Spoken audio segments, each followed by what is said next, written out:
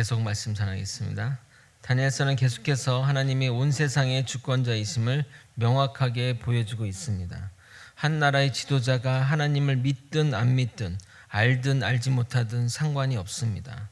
나라의 권력자가 서고 지는 것은 하나님의 주권 안에서 이루어지는 일입니다.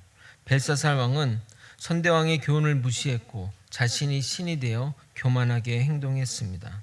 그것이 그와 그의 나라의 멸망의 계기가 되었던 것입니다. 물론 세계사는 바벨론의 멸망이 메데 바사의 연합군의 작전의 승리로 기록하겠지만 분명히 하나님을 경멸한 대가임을 우리는 반드시 알아야 합니다. 생각해 보십시오. 어떻게 그 거대한 제국이 이렇다 할 전쟁도 없이 순식간에 무너진다는 것은 기적이라고 할 수밖에 없습니다. 주님의 역사함을 모른다고 한다면 단순한 기적으로 치부하겠지만 하나님의 철저한 뜻에 따라 이루어진 것임을 우리는 명확하게 아셔야 합니다. 오늘은 다니엘서를 통한 세계사의 단면을 살펴볼 것이고 다니엘의 믿음과 그 굳건한 믿음의 근원이 무엇으로부터인지 살펴봄으로써 우리의 믿음의 근간을 세우는 시간이 되도록 하겠습니다. 그동안 성경의 역사는 이스라엘만의 민족만의 역사 속에서 펼쳐졌습니다. 그러나 남유다 멸망 이후로 이스라엘은 세계사의 역사 속으로 훅 들어가게 됩니다. 그래서 그전에는 성경을 볼 때 굳이 세계사의 역사에 대해 깊이 관심을 가질 필요가 없었으나 바벨론 포로 이후 성경의 기록들은 세계사의 이해 속에서 해석해야 합니다. 그럼 왜 하나님은 이스라엘 민족을 그리고 성경의 역사를 세계사 속으로 집어넣었을까요? 결론적으로 말씀드리면 예수님이 이 땅에 오시기 전 사전 준비 작업이며 예수님의 승천 이후 세계의 복음화를 위한 준비 과정인 것입니다. 성경 또한 다니엘서 7장 이후로 인간의 몸으로 오시는 메시아 예수에 대해 예언이 담겨 있고 포로 후기 예언서에도 보게 되면 메시아의 기록이 집중적으로 담겨 있는 이유는 이스라엘 백성들을 준비시키는 과정인 것입니다. 그러므로 하나님은 예수님이 이 땅에 오실 준비를 위해 더욱더 세계의 역사에 직간접적으로 역사하시는 것입니다. 예를 들어 보겠습니다. 구약의 마지막 책 말라기와 또 신약의 첫 책인 마태복음 사이에는 400년의 시간이 존재합니다. 그 기간을 신구약 중간기라고 하는데 그 사이에 페르시아를 멸망시킨 마케도냐 제국이 나옵니다. 그 제국의 걸출한 왕 알렉산더 대왕을 여러분도 아실 것입니다. 영화로도 수없이 만들어졌고 파란만장한 인생 때문에 많이 회자되는 인물입니다.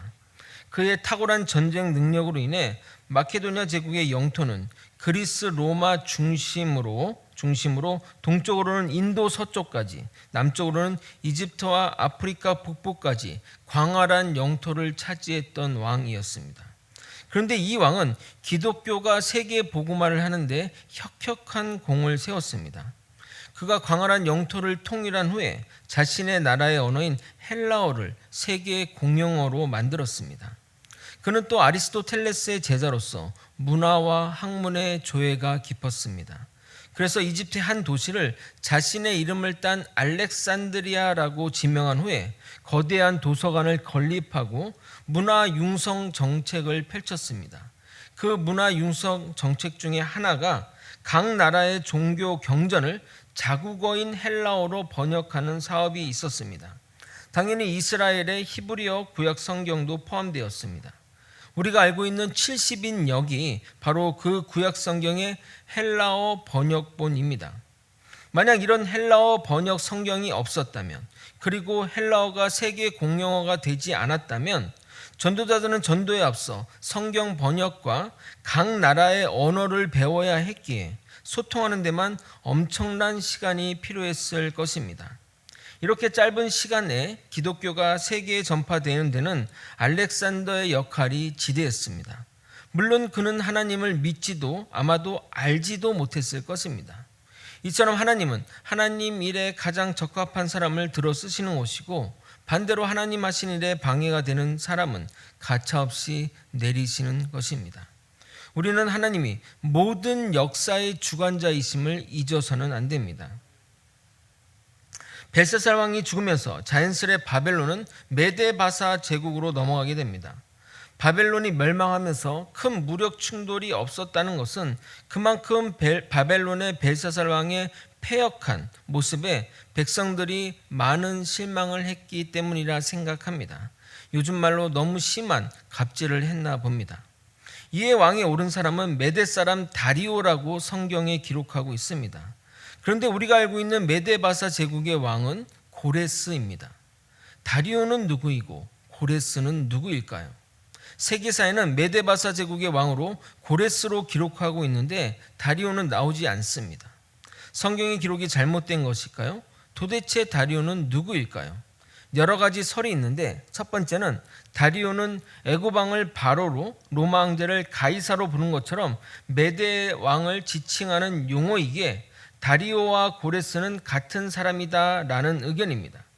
그러나 다니엘서 6장 28절을 보게 되면 이 다니엘이 다리오 왕의 시대와 바사 사람 고레스 왕의 시대에 형통하였더라라고 말함으로써 두 사람이 다른 사람임을 명확히 기록하고 있습니다. 두 번째 설이 정설로 여겨지는 설인데 난공불락의 성인 이 바벨론 성을 정복하는데 혁혁한 공을 세운 사람이 바로 다리오 장군입니다. 그 공을 기려 고레스 본인은 거대한 페르시아 제국을 전체를 다스리는 왕으로서, 그리고 다리오는 바벨론 성과 그 주변 지역을 다스리는 분봉왕으로 세운 자라는 겁니다. 세속 역사에서는 여러 정황상 아스테아게스의 아들로 언급되는 메대왕 카악사레스 2세로 지칭한 것으로 보입니다. 그는 고레스의 외삼촌이기도 해서 예우 차원에서 고레스가 바벨론의 분봉왕으로 세운 것으로 추정이 됩니다. 다니엘서 5장 31절을 보면 이렇게 쓰여 있습니다. 메대 사람 다리오가 나라를 얻었는데 그때의 다리오는 62세였더라. 여기서 얻었는데로 해석한 히브리어 캄벨은 받았는데라는 해석이 더 정확한 해석이 됩니다. 그러므로 다리오 왕이 고레스 왕으로부터 받았음을 알 수 있고, 그의 나이가 여기에 언급되는 이유는 고령의 나이임을 통해 그의 통치가 길지 않았음을 보여주는 것입니다. 실제 2년여 남짓 통치한 것으로 기록되어 있습니다. 이 지역을 다스리게 된 다리오 왕은 바벨론과의 치열한 전쟁을 통해 나라가 바뀐 것이 아닌 평화적인 정권 교체가 이루어졌기에 기존의 관리들을 어느 정도 중용하게 됩니다. 그래서 자신의 뜻대로 120명의 사람을 세워 전국을 통치하게 됩니다.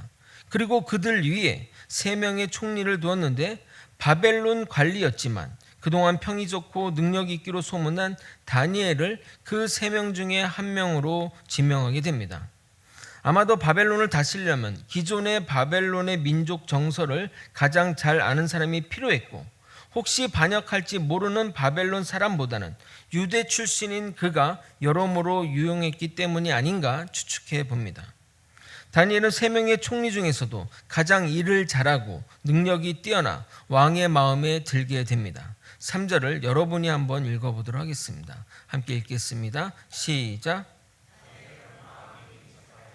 총리들과 고관들 위에 뛰어남으로 왕이 그를 세워 전국을 다스리게 하고자 한지라. 이에 왕은 그를 총리 위에 총리로 세워 전국을 다스리게 하게 됩니다. 그러자 나머지 총리들과 고관들은 불평이 생기게 되었습니다. 자신들은 메데바사 제국을 세우는데 혁혁한 공을 세웠는데 전직 바벨론 총리이고 그들 입장에서는 정말 듣보잡인 다니엘이 자신들의 상전이 된다는 것은 그의 능력을 떠나 참기 힘든 상황이었습니다.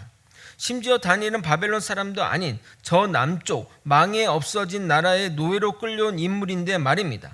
그래서 그들은 다니엘을 몰아내고자 그의 흠을 찾기 시작했습니다. 한국 속담에 털어서 먼지 안 나는 사람이 없다는 말이 있습니다. 정말 속담처럼 정치인의 청문회를 보게 되면 정말 문제없는 사람이 하나도 없다는 생각이 듭니다.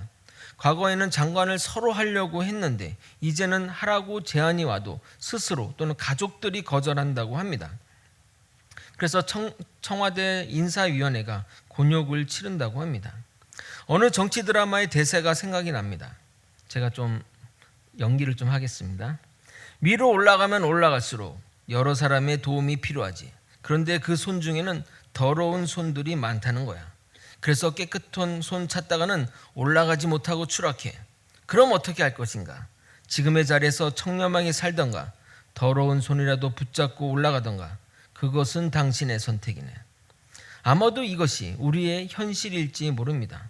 그런데 놀랍게도 사람들이 다니엘을 음해하고자 흠을 찾았는데 아무 근거, 아무 허물도 찾지 못했다고 합니다. 4절입니다. 제가 읽어도록 하겠습니다. 이에 총리들과 고관들이 국사에 대하여 다니엘을 고발할 근거를 찾고자 하였으나 아무 근거, 아무 허물도 찾지 못하였으니 이는 그가 충성되이 아무 그릇됨도 없고 아무 허물도 없음이었더라. 세상에 이런 사람이 있을 수 있겠습니까?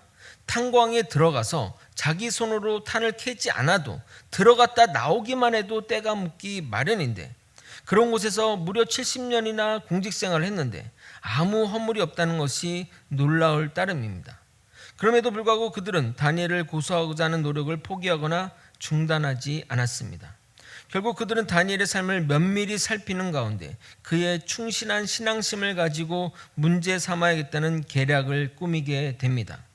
그들의 관찰 결과에 따르면 다니엘은 정해진 시간에 예루살렘을 향해 절하는 것을 보았습니다. 그래서 이것을 가지고 문제 삼자고 계략을 꾸민 겁니다. 이에 총리들과 고관들이 왕에게 나아갑니다. 여기엔 약간의 상상력을 가미해서 여러분에게 말씀드리도록 하겠습니다. 왕이시여, 당신은 위대한 왕이십니다. 우리 신하들은 왕에 다른 이가 없음을 고백합니다. 바벨론이 우리나라와 한 나라가 되었지만 그들은 아직 왕을 진정으로 섬기는 것 같지 않습니다. 그래서 위대한 다리오 왕 당신에게 30일 동안 온 백성들이 절을 했으면 좋겠습니다. 그렇게 함으로써 백성들의 충성심을 높이고 왕의 위대함을 온 나라 만방에 알렸으면 좋겠습니다. 그래야 나라가 더욱 안정화될 것입니다. 이 이야기를 들은 왕은 나라가 안정화되고 두 개의 나라가 하나가 되려면 정신을 통일하는 것이 좋겠다고 생각했는데 이렇게 부하들이 생각지도 못한 제안을 해오니 좋은 제안이라 생각했을 것입니다. 그리고 어느 누가 자신을 향해 백성들이 절하겠다는데 그것을 싫어할 왕이 어디 있겠습니까? 더 나아가 신하들은 이 제안을 강제하기 위해 30일 동안 만약 왕 외에 어떤 신이나 다른 사람에게 절하면 사자굴에 던져넣을 것을 법으로 지정하고 왕의 도장을 찍음으로써 절대 아무도 고치지 못하는 규례로 삼자고 제안합니다. 왕은 신하들의 제안을 거절할 이유가 없었습니다. 너무나 훌륭한 제안이었기 때문입니다. 이에 왕은 조서에 왕의 도장을 찍어 금령으로 내리고 공표함으로써 메데바사 제국의 모든 백성이 알게 하였습니다. 이런 상황에서 다니엘은 이렇게 행동합니다. 10절을 한번 여러분이 같이 한번 읽어보도록 하겠습니다. 함께 읽겠습니다. 시작. 다니엘이 이 조서에 왕의 도장이 찍힌 것을 알고도 자기 집에 돌아가서는 윗방에 올라가 예루살렘으로 향한 창문을 열고 전에 하던 대로 하루 3번씩 무릎을 꿇고 기도하며 그의 하나님께 감사하였더라. 아멘. 다니엘은 나라의 총리입니다. 당연히 그는 이 금령이 공표된 것을 알고 있습니다. 성경에도 다니엘이 이러한 조서에 왕의 도장이 찍힌 것을 알고도라고 기록되어 있습니다. 메대와 바사의 법령은 강력해서 왕의 도장을 찍고 금령으로 내린 법령은 왕이라 할지라도 그것을 지켜야만 했습니다.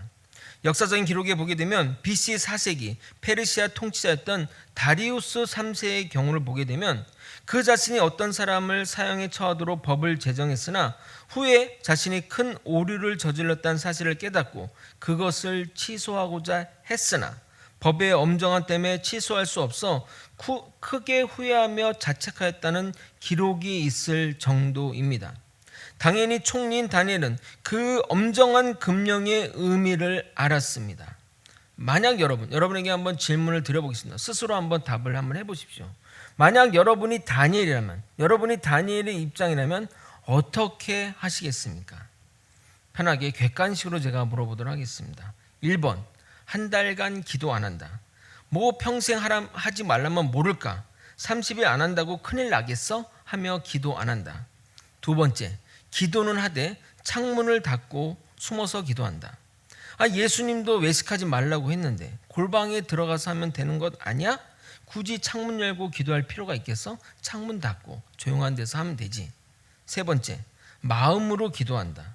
기도를 꼭 눈 감고 엎드려서 티를 내야 되나? 눈 감고 걸어다니면서 하는 기도, 눈 뜨고 걸어다니면서 하는 기도는 기도가 아닌가? 하며 마음속으로 기도를 한다. 4번, 다니엘처럼 기도한다.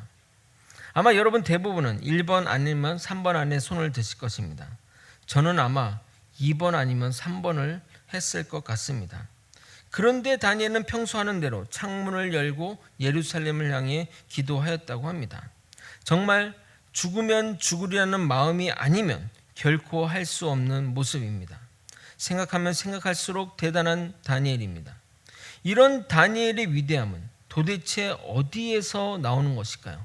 이제 살 만큼 살았으니 무슨 미련이 있겠어? 그런 마음으로 하는 걸까요?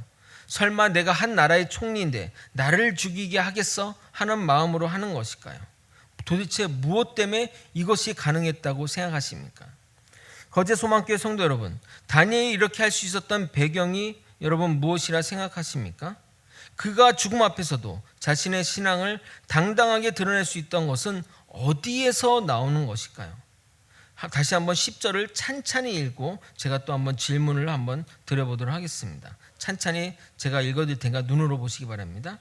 다니엘이 이 조서에 왕의 도장이 찍힌 것을 알고도 자기 집에 돌아가서는 윗방에 올라가 예루살렘을 향한 창문을 열고 전에 하던 대로 하루 3번씩 무릎을 꿇고 기도하며 그의 하나님께 감사하였더라. 그가 목숨의 위험에도 예루살렘을 향한 창문을 열고 기도할 수 있던 그 위대함의 근거가 뭘까요? 질문을 드려보도록 하겠습니다. 무엇일까요? 첫 번째, 왕의 도장이 찍힌 것을 알고도 다니엘은 그 도장의 의미를 알았고 그래서 죽음도 두려워하지 않는 마음이 있었기에 그렇게 행동할 수 있었던 것입니다. 두 번째, 창문을 열고 하는 담대함입니다.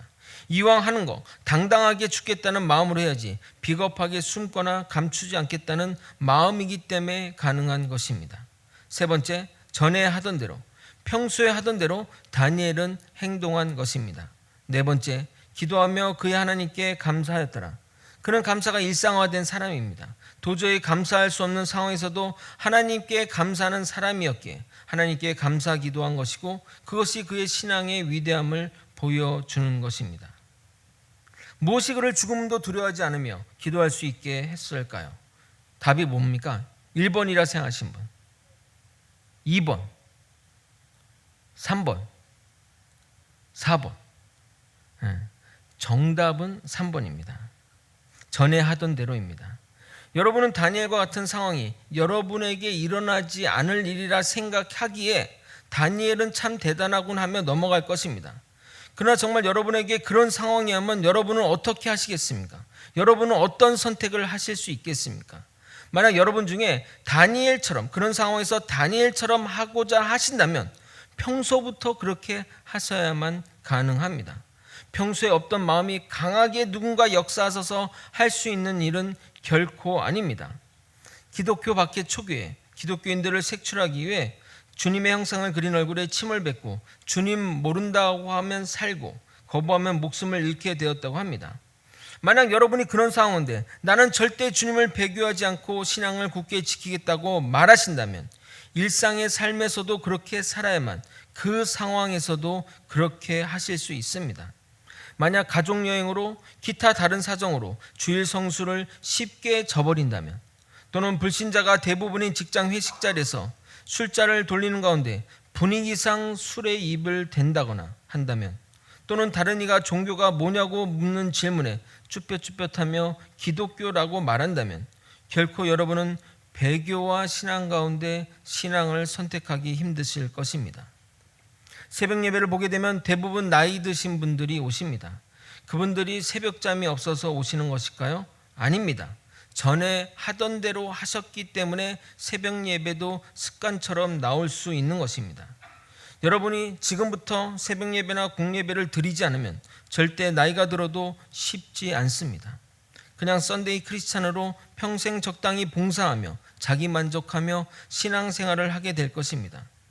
그리고 정말 결정적으로 여러분이 믿음으로 승부를 보아야 할 때 나타날 믿음이 없게 될 것입니다.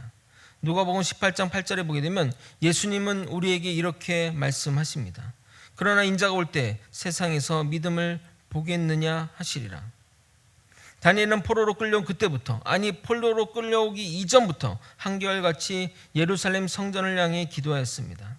그는 그 인생의 80년이 넘도록 변함없이 기도했고 이스라엘뿐만 아니라 포로로 끌려온 곳에서도 기도가 계속되었기에 그의 믿음 행동을 지속해서 할 수 있었던 것입니다. 유명한 선수들은 항상 루틴을 따르는데 지금 은퇴한 이치로라는 선수를 여러분에게 소개해 드리고자 합니다. 그의 나이 46세에 은퇴했습니다. 대부분 30대 중후반이면 은퇴를 하고 그 나이 때 코치나 감독을 할 나이인데 그 나이까지 운동을 했다는 것이 대단합니다. 그가 기록한 기록 중 한 해 262안타 기록은 메이저리그 역사상 전후무한 기록이고 아마도 영원히 깨지지 않을 기록이라고 말합니다. 또한 미일 통산 4,308안타는 누구도 해내지 못한 기록입니다. 그 외 수많은 수상 기록은 덤이라 생각합니다. 아마도 그는 만장일치로 미국 명예의 전당에 오를 사람이 될 것입니다. 그런데 그 선수가 그렇게 농런하며 좋은 성적을 낼 수 있었던 비결은 루틴을 철저히 지킨 결과라고 합니다. 전에 하던 대로 해왔다는 것입니다. 언론을 통해 알려진 이치로의 루틴 몇 가지를 소개해 드리겠습니다. 첫 번째, 집에 있는 이치로만을 위한 운동기구에서 스트레칭과 근육 운동을 실시한다. 경기 시작 5시간 전에 경기장에 도착한다. 늘 같은 방식으로 스트레칭을 한다. 세 번째, 타격 연습을 할 때는 현재 3볼 노스트라이크라는 상황을 생각하며 이미지 트레이닝을 한다. 네 번째, 타석에 들어서기 전 쪼그려 앉았다가 어깨를 들고 일어서 플레이트로 걸어간다. 그리고 깊이 들이마신 다음에 배트를 든 오른손을 투수 쪽으로 뻗고 왼손으로 오른쪽 어깨를 잡는다. 사진의 모습이 딱 그 모습입니다. 그리고 마지막, 집에 돌아와 식사하고 경기 후 필요한 만큼 배팅 등의 훈련을 추가로 실시하고 집에 돌아와 식사하고 당일 경기를 정리한다. 간단한 것 같지만 이치로는 이와 같은 루틴을 선수생활 30년 가까이 해왔다고 합니다. 그는 30년 동안 단 하루도 빼먹지 않고 어디를 가서도 똑같은 패턴의 삶을 살았습니다. 이것이 그가 롱런한 비결이며 역사상 가장 위대한 선수 중에 하나가 된 이유입니다. 우리가 살펴본 다니엘의 이런 모습은 정확하게 예수님을 통해 확인할 수 있습니다. 우리가 다니엘이나 또는 요셉이나 엘리야를 예수님의 모습을 나타내는 예표라 하는 이유가 바로 여기에도 있습니다. 예수님이 잡히시기 몇 시간 전에도 기도하러 감난산에 올라갔습니다. 예수님은 당연히 앞으로의 일들을 아셨기에 본인이 겪게 될 고난의 무게가 정말 견디기 힘드셨음에도 불구하고 기도하러 가셨습니다. 그런데 기도하러 간다는 그 표현 앞에 중요한 문장 하나가 있습니다. 한번 같이 보고 읽어보도록 하겠습니다. 누가복음 22장 39절 40절입니다. 함께 읽겠습니다. 시작.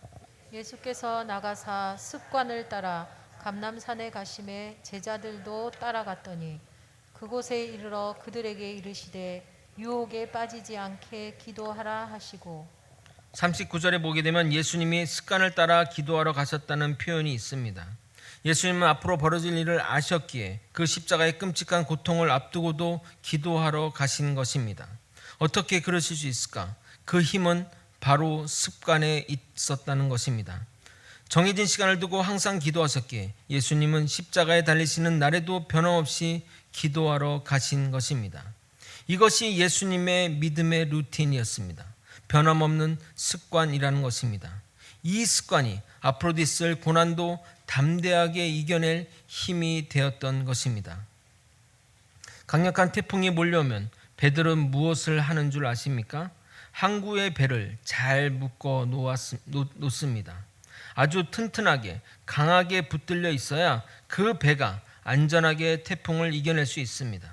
그 배가 아무리 새 것이라 할지라도 아무리 큰 배라 할지라도 가장 최신의 장비를 갖춘 배라 할지라도 묶여 있지 않으면 부서지거나 파손될 것을 잊어서는 안 됩니다. 배를 묶는 끈이 여러분의 믿음의 습관입니다. 거제 소망교회 성도 여러분, 여러분은 신앙의 습관이 있으십니까? 여러분의 신앙의 루틴은 무엇이며 믿음에 절대 타협하지 않는 필수 사항이 무엇입니까? 결단코 포기하지 않는, 결단코 물러서지 않는 믿음의 철칙은 무엇입니까? 하루에 10분 기도 또는 주일 성수, 하루에 10분 말씀 읽기 등등 대단한 것이 아니어도 됩니다. 그런 것이 없다면 여러분 반드시 세우셔야 합니다. 그 작은 습관이 여러분의 신앙을 결정적일 때 지켜줄 것입니다. 말씀을 정리하겠습니다. 다리오 왕은 바벨론을 통치하면서 120명의 고관을 세우고 그 위에 3명의 총리를 세워 나라를 다스리게 했습니다. 3명의 총리 중 1명이 다니엘이었습니다. 그런데 다니엘의 능력이 뛰어나고 민첩하여서 왕은 그를 총리 중에 총리로 삼아 모든 관리를 총괄하여 맡겼습니다. 밑에 있는 고관들 입장에서는 다니엘의 능력이 아무리 뛰어난다 할지라도 자신들 위에 있는 것을 용납할 수 없었습니다. 그래서 그의 흠을 찾고자 하였으나 찾을 수가 없었습니다. 결국 그의 종교심을 이용해 무너뜨리고자 왕에게 한 달간 왕의 아무에게도 절하지 말자고 제안을 하게 됩니다. 여러모로 신하들의 제안은 나라의 통합을 위해서도 필요한 조치이니 왕은 기쁘게 그것을 받아들이고 조서에 도장까지 찍게 되어 온 나라에 공표하게 됩니다. 다니엘은 왕의 조서에 도장이 찍힌 것을 알고도 예루살렘을 향한 창문을 열어놓고 기도를 하게 됩니다. 그의 위대함은 창문을 열고 기도한 것도 아니요 조서가 찍힌 것을 알고도 한 것이 아니요 하나님께 찬양과 경배를 한 것이 아닙니다. 바로 전에 하던 대로 한 것입니다. 그는 자신의 믿음대로 행동하였고 그 행동들이 모여 습관이 되었고 그것이 다시 그의 믿음이 된 것입니다. 그러기에 그는 두려움이 없었던 것입니다. 항상 해오던 대로 그는 자신의 루틴을 해온 것입니다. 그 믿음은 전에 하던 대로의 있음을 아셔야 합니다. 우리는 어떤 순간에 오면 나는 이렇게 하겠다고 생각합니다. 절체절명의 위기 상황에 내가 믿음을 지키고 순교하겠다고 하는 사람도 있습니다. 그러나 그가 평소에 그렇게 하지 않으면 그 절체절명의 순간에 하나님을 모른다 할 것입니다. 아니 베드로처럼 하나님을 저주하며 부인할지도 모릅니다.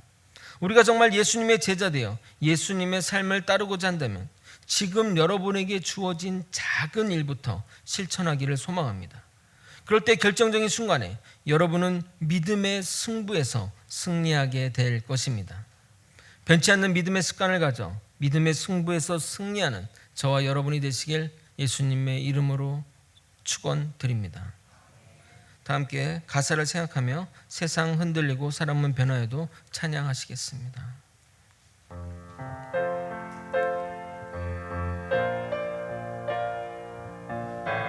1, 2절 연결해서 하겠습니다. 세상 흔들리고 세상 흔들리고 사람들은 변하여도 나는 주를 섬기리. 주님의 사랑은 영원히 변하지 않네. 나는 주를 믿음 흔들리고 사람들 주를 떠나도 믿음 흔들리고 사람들 주를 떠나도 나는 주를 섬기리. 주님의 나라는 영원히 쇠하지 않네. 나는 주를 신뢰해. 오직 믿음으로 오직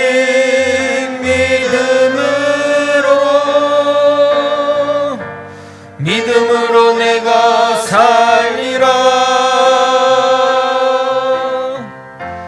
오직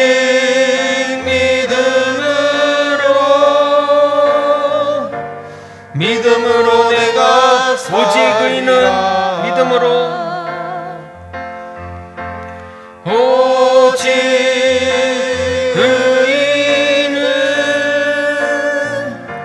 믿음으로 말미암아 살리라. 오직 의인은 믿음으로 말미암아 살리라. 여러분 안에 있는 믿음의 습관들이 있습니까? 절대 타협하지 않는 철칙이 있습니까? 만약 그런 것이 없다면 여러분 세우셔야 됩니다. 내 믿음의 철칙은 어떠한 상황과 환경 속에서도 변하지 않겠다는 그 믿음의 원칙들이 있어야 됩니다. 그것이 여러분을 단단하게 묶어주는 끈이 될 것입니다. 지금은 정말 너무 좋은 시기를 살고 있습니다. 여러분 신앙 지키는데 애로사항 있습니까? 여러분 교회 간다고 탄압받습니까? 아무도 없습니다. 그런데 오히려 그게 더 위험합니다. 누가 탄압하지 않으니까 너무나 자유롭게 신앙을 선택할 수 있는 상황 속에 있는 겁니다. 여러분 이 세계가 어떻게 변할지 모릅니다. 우리 멀지 않는 북한만 하더라도 예수의 예자만 꺼내도 아무한테도 모르는 곳에 끌려가 죽임을 당할 수도 있습니다. 세계 곳곳이 여러 가지 일들로 인해 믿음을 지키기 어려운 환경 속에 사는 사람들도 너무나 많습니다. 그런 상황 가운데 여러분이 정말 믿음을 지키고자 한다면 믿음의 철칙을 세우십시오. 절대 타협하지 않는 믿음의 작은 습관을 만드십시오. 그것이 여러분의 신앙을, 여러분의 믿음 생활을 지켜줄 것입니다. 지금은 세속화되었고 세상의 음란과 타락이 여러분을 미혹할 것입니다. 그것이 오히려 더 무서운 유혹일 수 있습니다. 그런 것에서 이겨내려면 반드시 신앙의 원칙을 세우십시오. 이 우리 기도 가운데 신앙의 원칙이 없다면 하나님께 기도했으면 좋겠고 또 기도 가운데 또 주시는 그 음성을 들으며 하나님께 나아갔으면 좋겠습니다. 다 함께 주님의 이름 부르고 통성으로 기도하시겠습니다. 주여! 하나님 아버지 정말 우리가 하나님께 서원하기 원합니다. 나는 이러이러한 믿음의 원칙을 세워서 아버지 정말 그 믿음의 원칙을 철저히 지키며 살아가게 도와주옵소서. 물론 그 믿음의 원칙에서 미끄러지기도 하고 또 실패할 수도 있습니다. 그럼에도 불구하고 매일매일 원칙을 세워 아버지 믿음의 삶을 살아갈 수 있게 도와주시옵소서. 다니엘처럼 정말 전에 하던 대로 아버지 살아갈 수 있게 도와주시옵소서. 아버지 나는 너무나 편하게 아버지 신앙생활하고 아버지 정말 이렇게도 신앙생활 잘 살 수 있는다고 착각하며 살아왔습니다. 아버지 그렇지 않습니다. 아버지 정말 우리의 신앙을 다시 한번 돌이켜보게 도와주옵소서. 나에게 신앙의 습관이 있는지 변치 않는 믿음의 철칙이 있는지 아버지 그 작은 습관들이 모여 나의 믿음을 이루고 아버지 나의 믿음이 정말 굳건해지어서 어떠한 상황에서도 주님을 배반하지 않는 주님을 부정하지 않는 그런 믿음의 사람이 될 줄로 믿습니다. 아버지 이 마음 가운데 주님 주셔서 아버지 우리가 정말 믿음으로 결단할 수 있는 아버지 우리 믿음의 백성들이 되게 도와주시옵소서. 아버지 그것이 태풍이 몰아치는 그 가운데 우리를 단단히 묶어주는 항구에 단단히 묶어주는 끈이 될 줄 믿습니다. 주님 붙들어 주시고 인도하여 주시옵소서. 사랑이 많으신 하나님 아버지 그동안 너무나 그냥 신앙생활을 주어진 대로만 했던 것들을 용서하여 주시옵소서. 이제는 정말 변치 않는 믿음의 습관을 가져 그것을 원칙 삼아 전에 하던 대로 계속 믿음의 길들을 믿음의 신앙의 길들을 걸어나갈 수 있도록 이끌어 주시옵소서. 어떤 상황에서도 주님을 배반하지 않고 주님의 신앙을 굳건히 지키며 살아가는 우리가 되게 도와주시옵소서. 주님만 의지합니다. 주님만 바라봅니다. 주님의 그 좋은 습관들을 가질 수 있도록 이끌어 주시옵소서. 간구하며 이제는 우리 구주 예수 그리스도의 은혜와 우리 하나님 아버지의 크신 사랑과 성령 하나님의 감동과 마 교통 역사하시는 귀한 은총이 믿음의 좋은 습관을 가져 어떤 믿음의 시련 가운데서도 밧줄로 묶인 배처럼 흔들리지 않는 믿음의 성도님의 마음과 영혼과 육신의 건강과 그 가정과 사업과 직장과 모든 것 위에 이제로부터 영원히 함께 있을지어다. 아멘.